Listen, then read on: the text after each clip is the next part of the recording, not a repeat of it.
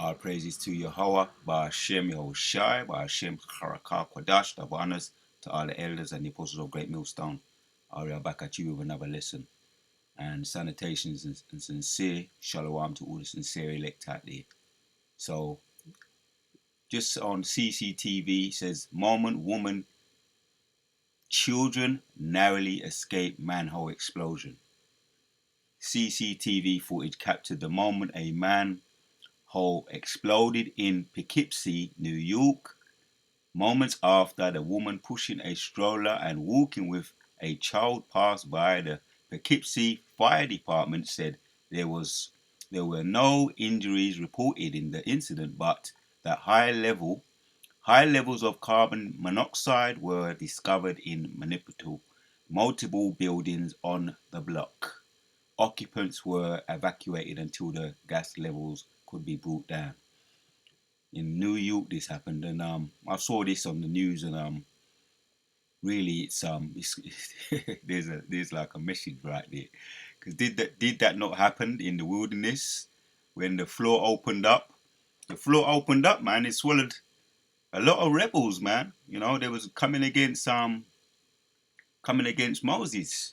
So it's just like in the wilderness, man. Those rebels swallowed up by sinkhole. We're gonna watch it, and we're gonna, got a couple of precepts, right, just to look at, and I find it kind of there's many a true word said in jest, but let's check it out.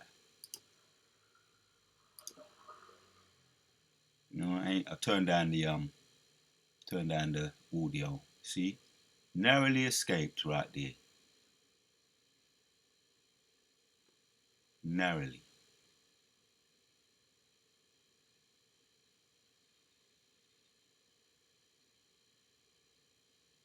Boom. There you have it, man. Quite funny to me, but there you go. So, just like in the wilderness, man, all those rebels were destroyed by a sinkhole. Right, I'm gonna put that on loop. You're gonna hit this precept, right? Because Mosai says that he is it Deuteronomy 32. He's in control of everything, man. And if you survive, escape by the skin of your nose, that's the Mosai as well. So let's hit this one. This just reminds me of what happened when they was coming out of the wilderness, coming out of Egypt in the wilderness. We're going to hit it. Psalms 106, couple of verses here. Starting from 7, it says, our ancestors in Egypt were not impressed, and I'm reading it in the NLT. This one brings it home nicely. Not impressed by Yahweh's marvelous deeds, they soon forgot his many acts of kindness to them. Right. Instead, they rebelled against him at the Red Sea, the Gulf River of Suez. Even so, he saved them to defend the honor of his name and to demonstrate his mighty power. He commanded the Red Sea to dry up. He led Israel across the sea as if it were a desert. Yeah, he dried it up, man. That was just one of his marvelous miracles. There was a lot of them, right? All on record, the 10 plagues, but there were more than just 10. I mean, as far as what they was doing when they was in the wilderness, when they got out of Egypt, there was 10 plagues, but he dealt the son of Pharaoh a blow. That was the last one in Egypt. But when they was in the wilderness, there was more miracles. Right? Some of them are mentioned here. Right? He commanded the Red Sea to dry up. He led Israel across the sea as if it were a desert. Right? You hear about that one. There's a lot of others as well. When he was bringing them food, quails to eat, they was complaining about the manna. Carrying on reading.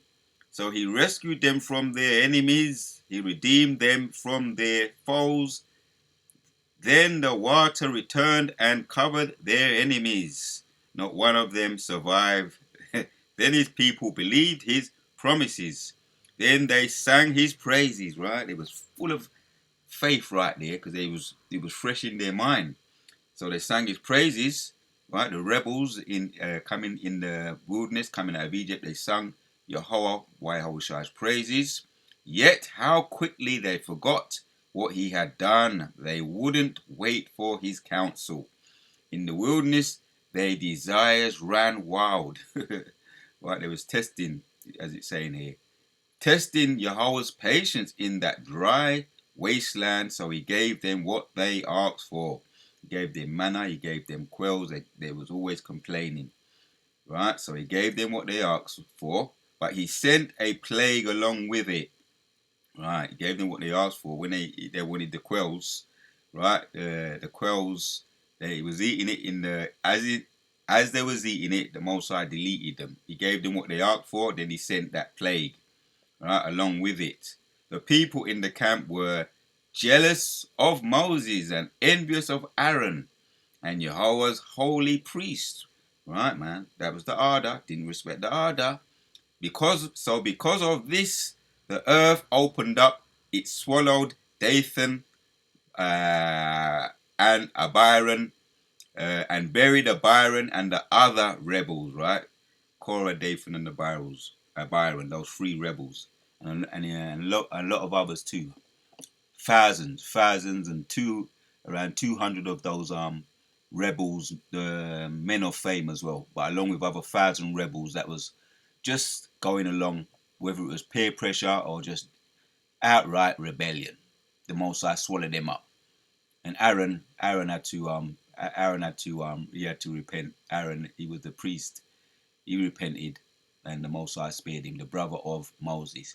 But I've just been looking at this, and I saw this on the news the other day. I said, all right, is this what's going to be happening again? We're in the wilderness once again. We're in Egypt once again in the wilderness. All these rebels are out there, right? So when you start hearing about this, people in these other camps, IUIC, right, Sakari's getting swallowed up by, it's a prerequisite what happened in Egypt. It's going, this the Most High, As a matter of fact, let's hit one more precept. We're going to end it. Right, she escaped with a young one. Barely. She barely escaped. Deuteronomy 32, it's kind of summed up, because that's what happened in the wilderness. Deuteronomy 32 and 39. We're going to end with that. It says, so now that even I am he, that there is no God with me, I delete, I make alive, I wound, I heal, neither is there any that can deliver out of my hand.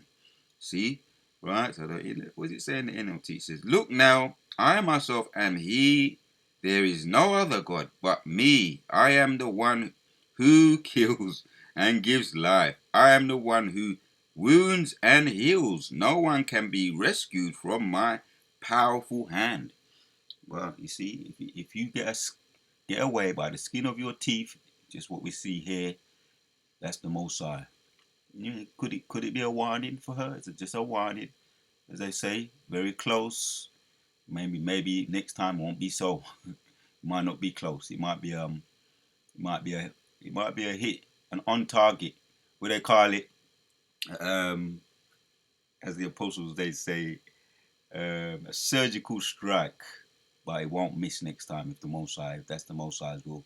A surgical strike. So that's what happened, man, in the wilderness. Right? Just like in the wilderness, all those rebels swallowed up by a sinkhole. The Wadi Yahweh Shai, Kala Yahweh Shai. We're going to say Shalom until the next one. We out.